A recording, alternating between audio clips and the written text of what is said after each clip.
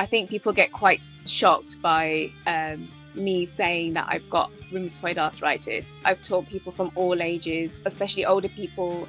I've heard that's the kind of thing they hear from their physios or doctors, that they should stop doing certain things. You realize there's so many other people with this, you're not the only one. So talking through it definitely helps. For me, it was such a big release because as I mentioned earlier, I really thought it was just me and I was born a different way. That's actually why I decided to create a trail club. Being in nature it really opens up creativity and the way we think about things. I'm Karina. I grew up with running, and running has always been my form of movement and freedom, unintentionally actually. I grew up running from the age of 10, I believe, probably younger.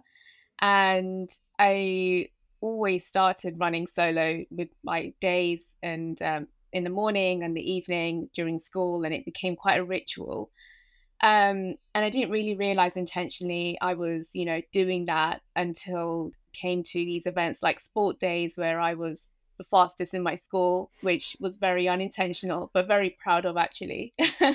And I felt like quite the odd one out during my childhood. But for me, running felt very natural, didn't feel very effortful.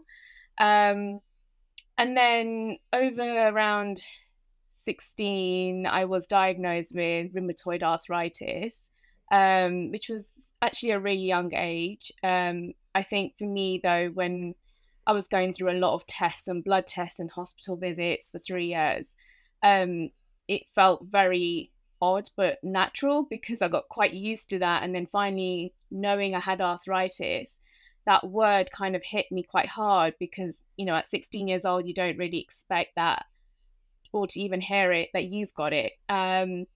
So I kind of thought, where is my running going to be? And I had big dreams to compete and, lead my career that way. And it felt so right at the time. And ended up spending probably about 3 years after that doing a lot of physio.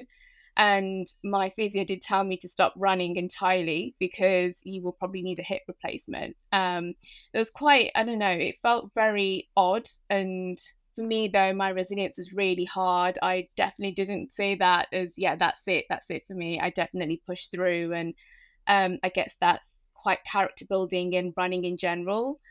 I think for me, dealing with rheumatoid arthritis was a really interesting journey. I definitely felt like I went through a lot, and having spoken to a lot of people with RA or juvenile as well in that case, people have their own stories, and it inspired me 2 years ago to really push myself out of my comfort zone and speak about it.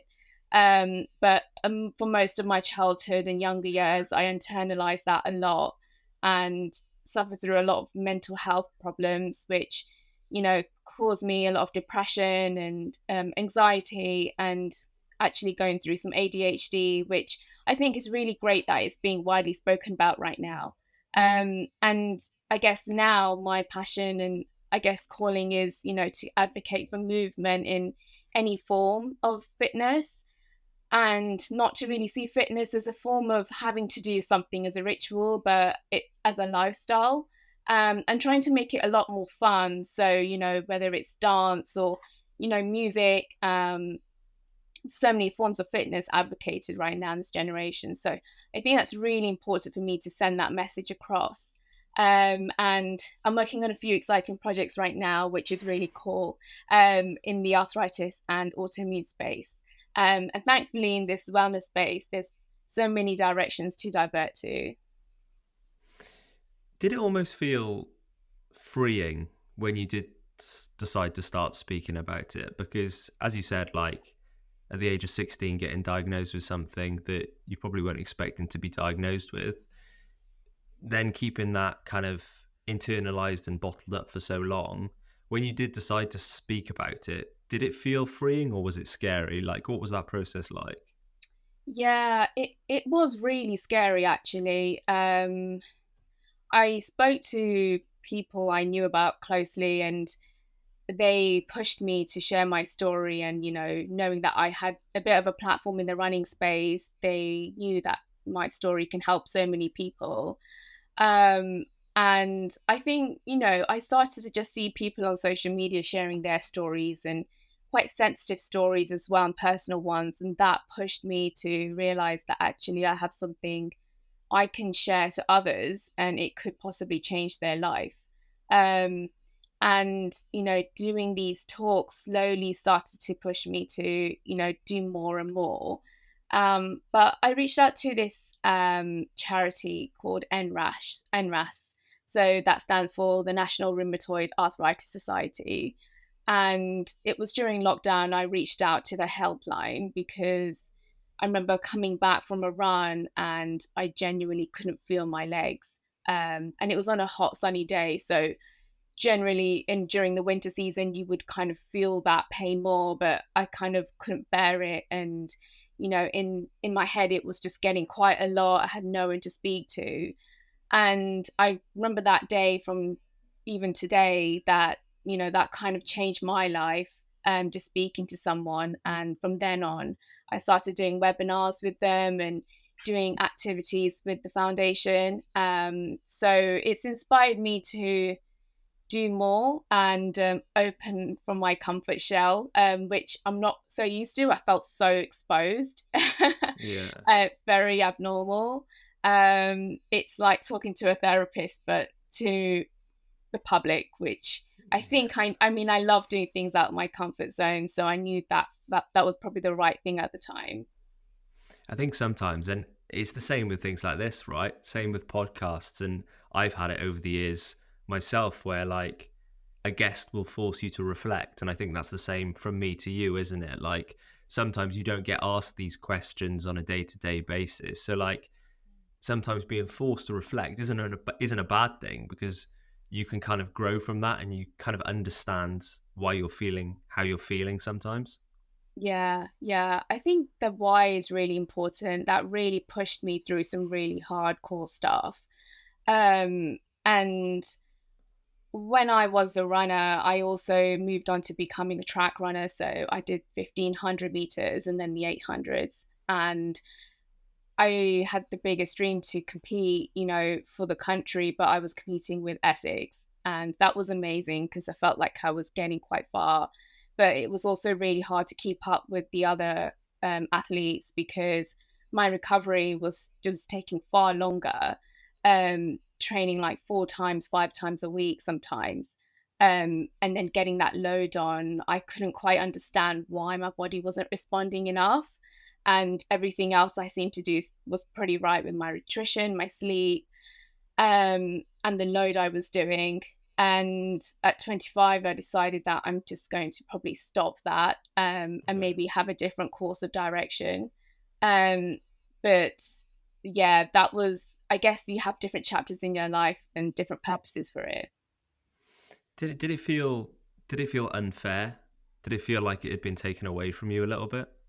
Yeah, yeah, definitely. It kind of shattered my dreams a lot because sometimes you hold on to this dream and that really pushes you through the dark times, and it can be a really solitude time, especially when I went through depression.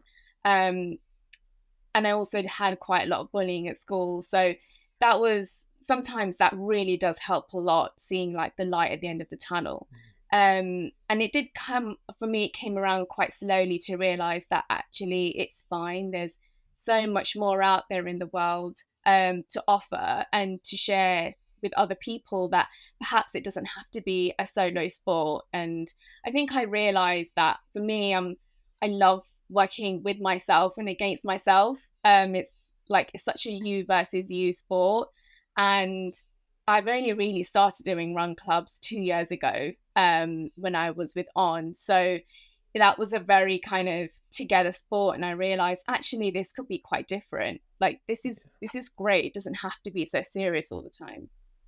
I Yeah. think that's one of the brilliant things that has come out of the last few years of, this explosion in the running scene, which is that people have kind of realized that there is a community element to it. And if you don't want to be competitive, if you just want to do it to, you know, be fit and be healthy and enjoy the company and enjoy the environment and enjoy the people, then that is absolutely fine as well. Mm, absolutely. I think it's, you don't have to fight against trying to be really fast one day or trying to keep up with everyone, which I know it can be hard in a run club or a running scene. But it does bring out really good features such as your competitive side, pushing a bit further than your limits, which you're probably quite used to being in your like safe zone. And also trying to meet new people and surprise yourself in what you can achieve.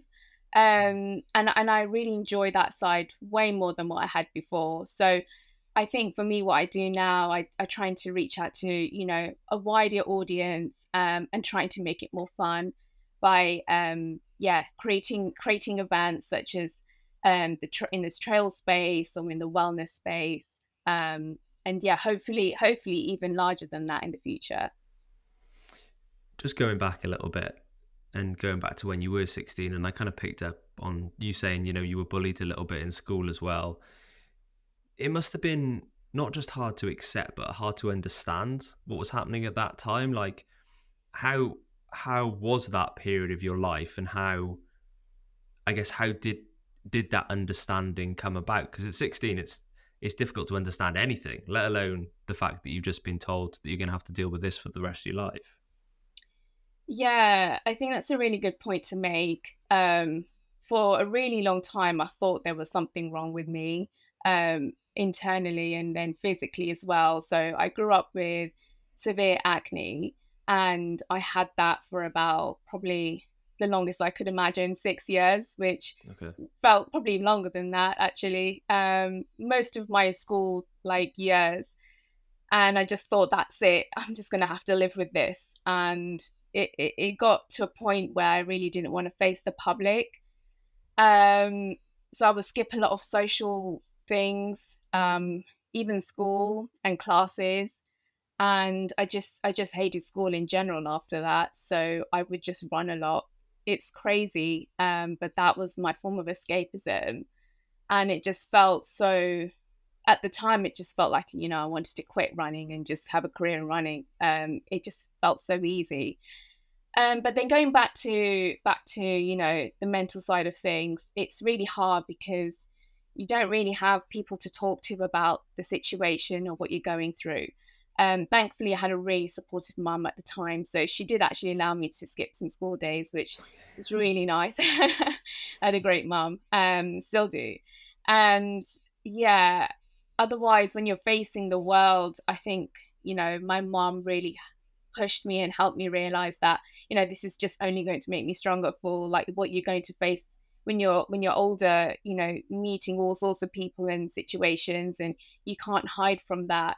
And a lot of things she said about your personality shining way more than your appearance is, it's definitely hardcore, and taught me a lot about yourself as a person, and just, yeah, making you a bit more thick skinned. I grew up with barely any friends, and for that I'm quite thankful for, because I wouldn't have learned so much as I did, as I have now. So I think it's amazing to see that in this era there's so much more out there for schools and children. And I'm actually working on a project right now with a school for anti-bullying. So it allows me to like speak in other ways and hopefully make change where I can. It is a weird one, isn't it? Because a lot of the time you look back at your childhood, and no matter what's happened, you realize that those things have kind of shaped the person that you are today. And if somebody would say to you, like, would you change that? That's such a strange conundrum, because obviously at the time it's like the worst thing in the world. And looking back now, things like that still shouldn't have happened. But without that, you wouldn't be who you are today, it's a weird thing to kind of weigh up and think about, isn't it? It's very weird. It's always hard when you're in the moment and it just feels like it's just never going to end. Yeah. But I think it is definitely character building, and I guess I probably expressed a lot of that through running. So I do a lot of trail running. I have a trail right behind me right now, where I am in Essex and where I was back at home. So some days I would just, on a weekend, just, go out for a half marathon and just love that entirely. And it felt so easy. And then, when I got into cross countries after that, I started to realize that this could be something a bit further. I did actually host a few run clubs near me, but run club wasn't booming back then. So now it feels probably a bit more appropriate to do that. So I do actually hold a run club right now in Epping Forest, and I've actually just started that in the new season. So for me, it's been quite great to be able to do that because I've had so many setbacks during the winter season. So I've realized that in winter now, it's my hibernation season and I don't Okay. have to push things too far. And then when it's summer, I just kind of make most of it where I can. So for people that like don't understand and obviously won't know about RA or anything about it or around it, like how do things differ with your body when it comes to exercise and then after in the recovery space as well? Yeah, of course. So RA is rheumatoid arthritis, and it's basically inflammatory of the joints. And, people get affected in different areas of the body. Mine gets affected a lot in my hips, my knees, ankles, and finger, toes, joints. But it also comes with other conditions such as your circulation. So you can get Raynaud's, hives. I did get shingles once, and lots of other conditions, autoimmune conditions. And autoimmune basically means your white blood cells are fighting itself off. So it doesn't know how to heal itself. So your body's working against it. So when I'm going through like an episode, or when I have been in the winter, it's quite hard to bear with the pain, and your blood pressure just rises, and you start to get panic attack, and it's quite hard to regulate that nervous system. So I'd say for a number of years until about 2 years ago, I didn't really know that was a thing. I just thought that was me. Like I didn't know that was a panic attack. I just thought that was part of my personality, or I didn't know if it was a problem. So once I started talking about it a bit more, I started to think, oh, actually, that's not probably quite normal. I shouldn't feel anxious most of the time. And I don't think people see me as an anxious person. In like when I'm around people, you definitely see my positive side, but I definitely have this other side where people definitely don't see, and I hide out and I internalize a lot of things, and I like to just keep to myself. So it's definitely one thing I've started to learn a lot more is to speak. And when people are there to help you, it's just great to like be surrounded by that. So I do talks and events around autoimmunity, and currently building an autoimmune foundation, and it's for people to group together, and it's a lot like storytelling. I'm also working with a couple of sauna spaces where I'm doing an autoimmune event where it's a lot about creativity. So we're working on how we're going to express ourselves through art, through words, and through the way we listen to things, so music. So I want it to be quite a cohesive, collaborative thing for people to, go back to if they are going through an episode or a panic attack, and maybe tap into that a little bit and, help them in their day-to-day living. But yeah, I think that helps me keep going. But I have, accepted that I will probably live with it for the rest of my life. And I can no longer fight against it, but I'll have to just, work with it instead. So it's the way you kind of talk yourself with that. And fine tuning that. For a long time, I was kind of working against those words and thinking, why was I the one to like have this? But then you realize there's so many other people with this. You're not the only one. So talking through it definitely helps.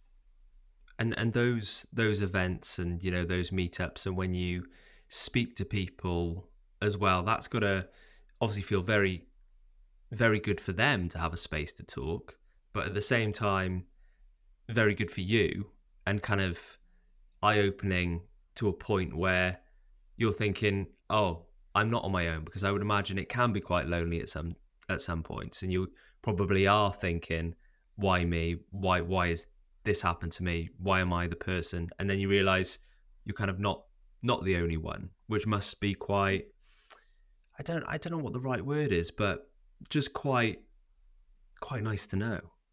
Yeah, it feels safe actually. It feels, I mean, you can talk to your family or friends about it, but when you are going through that period of difficulty, or your arthritis is flaring up, or you're actually getting hives, like, it's really hard for someone else to understand what you're going through pain wise, because some autoimmune conditions aside from RA is invisible. So, it's like your problem is still valid. Um, and it's quite hard for people, your loved ones, to like be there for you in that way. I mean, you can be there for them in the best way possible, but it's also much comforting to also be around people are going through a similar experience. So it's like a shared thing. And for me, it was such a big release because as I mentioned earlier, I really thought it was just me and I was born a different way. I grew up in a really small town and I didn't see many runners near me, or especially of my culture. So, especially in my culture, you definitely don't see that at all. So, it almost was like, why am I born this way? And that's why I kind of embrace that a lot more now, and have that diversity where people can share a lot of that. And I want to make it quite fun, with music, art, and self-expression through words, such as poetry. Those are the kind of things I now fall back to. So yeah, I think that's what I want it to be, like a shared memorable experience.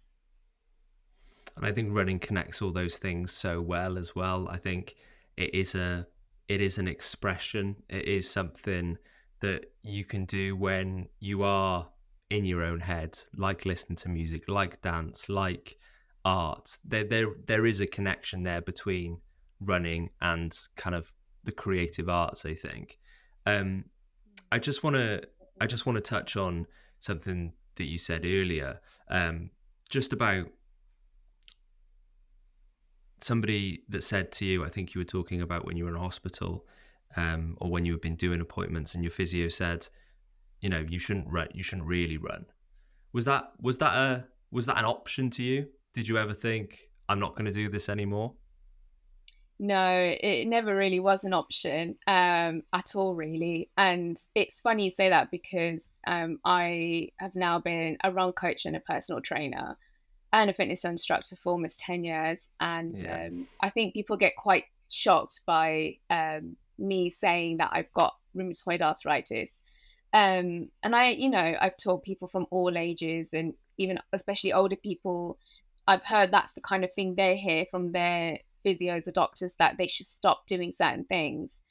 And I think that's probably one of the worst advice you can give to someone. I think movement is definitely should be encouraged in different ways, and running or even walking is definitely one of those things you keep doing.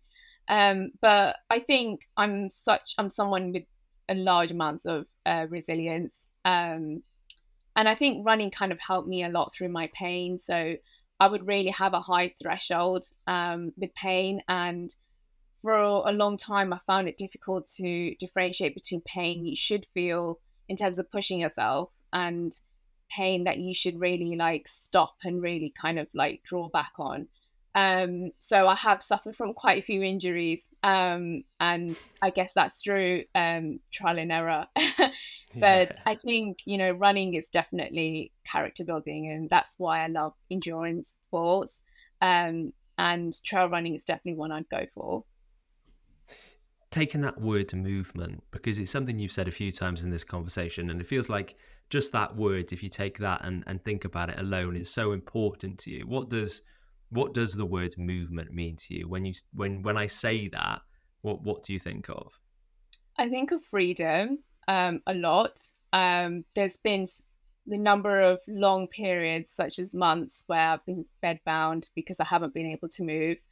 And I always say to myself, when I am able to get my legs back, I can definitely make most of moving. And, I used to be that person where I'd kind of like be like, right, that's fine. I don't need to go for a run or, do some form of exercise or go out to meet someone. I think it's really good to just try and move in any way. So yeah, this year was quite an interesting year for me because I had a wrist operation actually on the 3rd of Jan. So my year started off differently. So that was from a carpal tunnel surgery, which I was really scared to do. I've been like toying from that for 5 years and I decided to go for it. And so I was left-handed for a month. But the actual recovery took about 3 months for me to actually be able to lift things without pain. But I think in hand, I think that was a really good process. But straight after that, I had a hip injection because I had a hip impingement for a number of years. So I got that done straight after. And then norovirus hit me a week after that recovery. So I've been bedbound for 3 months. So my year was really different. And so that word movement, going back to that, it definitely feels like flow escapism, I'd say. It's almost like you're thinking, and I've felt like this over the years as well. Like, it's a privilege, isn't it? When you're out there and Yeah. you're just like we've talked about trail running. If you're in a local forest and the sun's coming up at a certain way, or even if it's raining, you're feeling like that smattering of like spray on your body from the leaves of the drops hitting the leaves and things like that. You're like, you look up and you think, this really does feel like a privilege to be here and to be doing this. Absolutely, yeah. I always set out for sunrise runs. It's an absolute privilege to do that. And that's actually why I decided to create a trail club, because I want other people to experience that. And actually, it's really humbling to share that with others. It's just magical. It's a magical place. And being in nature is, it really opens up creativity and the way we think about things. And I always think, you can definitely replicate the way you see life in like your daily, lifestyle. But it is a gift, and I hope that my legs stay long as possible to be able to, do trail running for as long as I can. Does that scare you? Does that kind of future future self scare you a little bit? Like you just kind of mentioned, I hope my legs stay for as long as they can. It does. It does. I actually thought I'd have to have a hip operation this year. And I know that's probably just under a 12-month recovery. Um, I did have a car accident last year, and I didn't have any scratches or anything. I didn't have to go to hospital. I could run the next day, and that was a massive privilege. But that was definitely from my autoimmune condition. um, yeah, the car accident was a massive shock because I think what was happening there is I started to get allergies and started to feel big fatigue, and I've never experienced that before. So it's definitely something to be aware of in the future. But these things come at you, and it's a massive scare. I think it's probably just taking it day by day and taking each day not for granted, and doing what you can to do your best self. I feel like this conversation is such an important conversation for anybody to listen to, but particularly if you are struggling with an autoimmune condition, like, to know that there are people out there and there are communities out there, but also to kind of probably get some knowledge firsthand from someone like yourself. And it would be silly for me not to ask, really, if there was somebody that is listening to this and that is struggling and that is in a place where they can maybe connect to a form of version of you, what would you kind of say to them, being in the place you are now? I would definitely say it's the way, number one, to try and always try and think positively. It's going to be your best friend. The way you see things, the way you do things, the way you talk to yourself from the smallest things, is really important because that's how you vision and be present. being present is really important. I have been the worst at it for a really long time, and I've consciously started to work on that more, especially last year by seeing a therapist. And I mentioned a little bit about ADHD, which I decided to go through a test and now going through therapy with that. So things are starting to add up a little bit around why I close things off and, a lot of negative talking. So it's that habit, and slowly creating a habit of positive talking is important. And that's how you start to be a bit more grateful about what you've got around you. Um, I think secondly, be really important to be around other people with a similar condition or condition of yours. It honestly adds so much value. You don't start to feel alone in it. And all of a sudden, these things you're thinking about isn't just you. And I think if I told my younger self, I guess it was quite hard at the time because, back in the days, things like that wasn't available. But, I guess you have a lot more associations and societies that you can reach out to. So please do. It's one of the most worthiest things ever. And you form, meet amazing people and form the best relationships with others. And then I would also say, thirdly, to, pace yourself. It's not a race.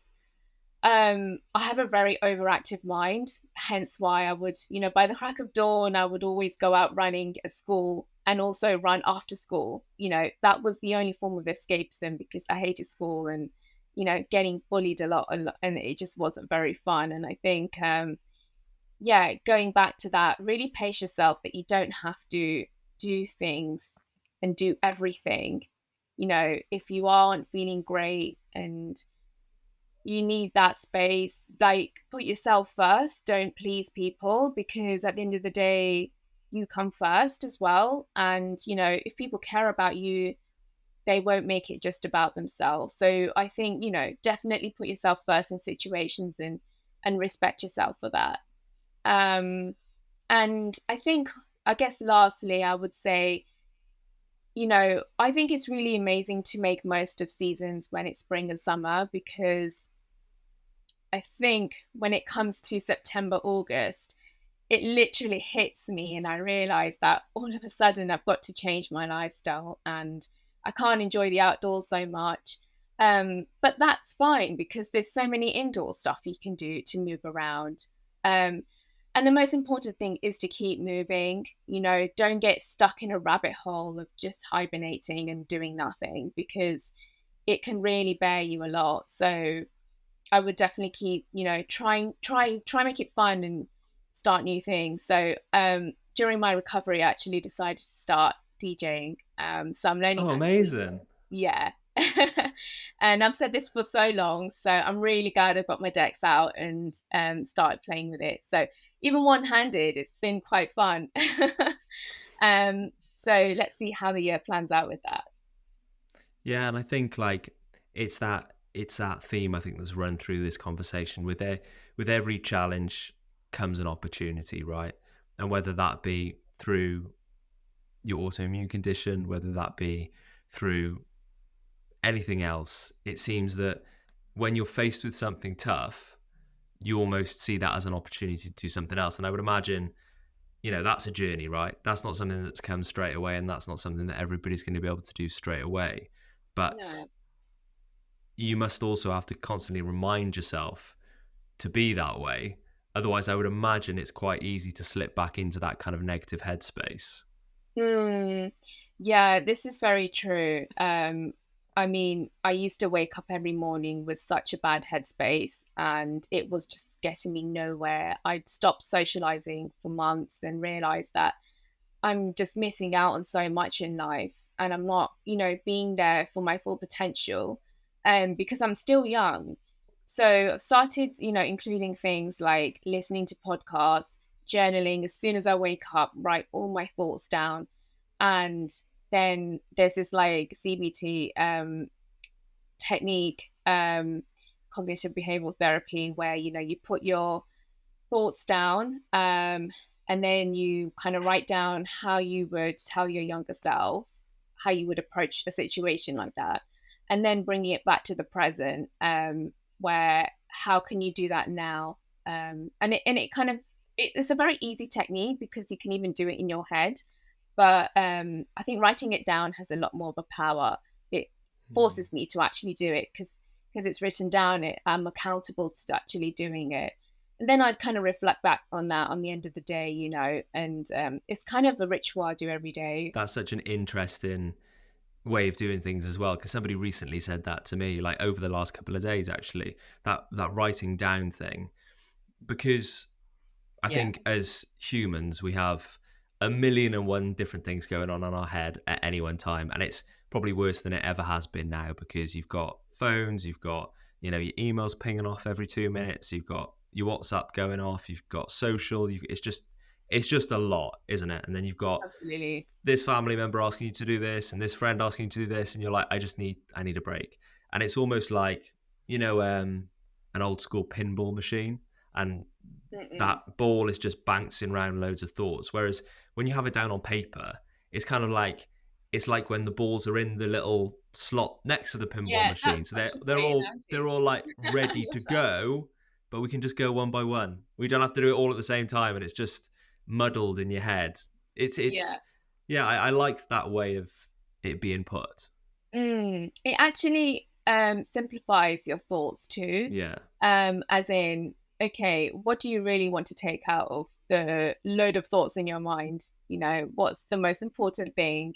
And it, yeah, it just that vision of just seeing that, it helps you kind of dissect all of that information load.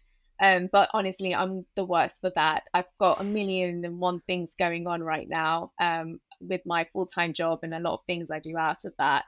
Um, but it kind of, condenses all the skills and interests I have with it, and it allows me to do what I can. Um, so I used to be a personal trainer and a coach full time. And then when I got shingles about 4 years ago, I had to have a career change in doing my contract job, which was a project manager, doing that full time, which is what I do now. And luckily, it's quite flexible at some point. So I am able to do the coaching, and getting involved with doing some personal projects. But yeah, I think ideally, the personal projects, I hope that does grow and create something special. But at the moment, working with lots of my hands and lots of buckets, it's a lot to manage. Sometimes I used to really struggle with sleep, so having that routine is really important. And then just going back on the RA as well, sleep here is really important for recovery, and that's the reason why I got the carpal tunnel syndrome, because it was just absolutely painful, and have a lot of sleepless nights. So yeah, I think yeah, trying to get yourself a routine where you can um yeah, own yourself up to that every day, you'll definitely show up for yourself. You mentioned recovery. What else are like the most important elements of things that you do have to bear in mind? Um, I think recovery wise, nutrition is important. So, with some of the webinars I do with NRAS, I do get questions like nutrition, and there are certain foods that um, increases inflammation. So, like, I don't drink, I don't have certain food groups, and it's become quite natural to me to do that. I think for sleep, I've been really sleep deprived for a number of years. And I'd say last year we really started to like tap into that a little bit more, by meditating. And I had no idea why people would sit down for like even 5-10 minutes and just do nothing. I got I too much would to I do. would I got only too much think. to do. Yeah. I think I just think a bit more, which is what I Yeah. definitely didn't Yeah. want to do. So I guess it was the art of silence, and I have goals actually end of this year to go on this silent retreat. I've heard lots of cool things about that, where you genuinely just don't talk for a number of days. So that'd be very interesting. So I think, yeah, Yeah. tapping on recovery, sleep. um, And I do believe that you feed the soul, so what you genuinely get involved with is what you're trying to digest as just as much as your diet. So really being conscious about what you do, even out of habit, whether it's social media, whether it's being on your phone, and just trying to like be conscious about doing a lot more like meditative, relaxing things, such as reading, such as going to the spa. So that's why I've started doing events at saunas, because it is a really big impact on recovery. So there is a space called Community Sauna, which I'll be hosting an autoimmune event, and very exciting actually. Hopefully next month. So do keep your eyes peeled. So it's one of the first autoimmune events ever. So a lot of creative elements within that, and hopefully it'll be exciting for people who do tend to come. We'll pop the link in the description of the podcast for that, and yeah, do go and check it out. I think that's probably a nice place to finish and to kind of look forward then, because we've done a lot of looking back, but look forward and kind of talk briefly about the goal for these events, these communities that you're beginning to build, because it's obviously something you're incredibly passionate about. In 10 years' time, if we're sat having this conversation again, what do you hope to have built, and what do you hope that these events and things that you've been putting on have impacted people with? I think for me, storytelling is so important. It's really impactful to the journey that other people have. And quickly going back on when you asked me, going through those dark times, how have I gotten through it? I think hearing other people's story, and actually some people who are also are far worse than my situation, it makes me realize that, I'm not the only one, and I should really just be grateful for what I've got and with what I can do. But yeah, storytelling is a strong one, and also connecting like-minded people. I building the autoimmune foundation right now is a really big drive for me, and I genuinely do feel like there is a space for that isn't heard. An autoimmune condition doesn't always have to be seen, but I've spoken to so many people with autoimmune conditions, and it's so hard hearing that they went through those things alone, because I know that feeling. So, with what I have now, I do think we can create something even deeper and just connect with something special. And I think that can be quite, worthy of connecting good souls together and finding that journey wherever we take that in life.